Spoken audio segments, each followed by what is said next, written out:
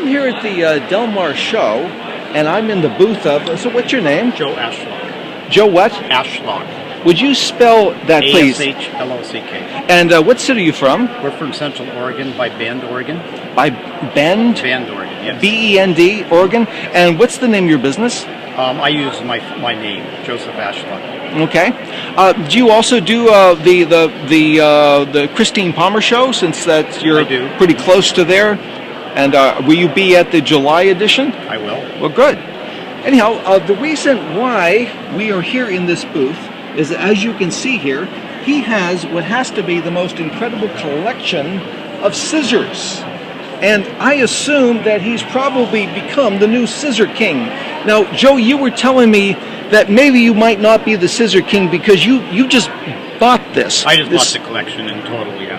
And so, when you bought the collection at that point, how many would you say approximately were in that collection? Oh, maybe 3,000. Around 3,000. And how long ago was that? About a year ago. So around a year ago, you bought a collection of 3,000 scissors. Now, it looks like you have a lot of scissors here today, but about how many would you estimate that you have today here? Oh, probably 200. About 200. And when you display these things, at which show have you displayed the most? Probably at the first show. It's probably the San Mateo show.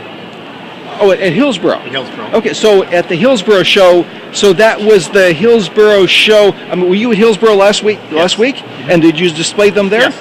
And how many did you display? Probably about the same amount as I have now. Okay. It was just now, a week ago. Now, how did you settle upon getting into sort of a groove where you display about a couple hundred instead of like thousands? Did you find that there's certain ones that are popular and likely to sell? Well, some of them were not as fancy as others, so the ones that you have here. So these would be the fancy ones. Is that right? The fancy ones, sterling handles, yes.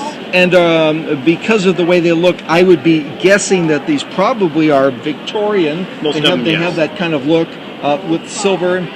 And so, can you show me like one of these and tell me what it sells for? Sure. The ones in this case here are fingernail scissors. These are fingernail scissors. If you look at, they actually have a curved blade. Has the Art Nouveau lady on it. You can see that.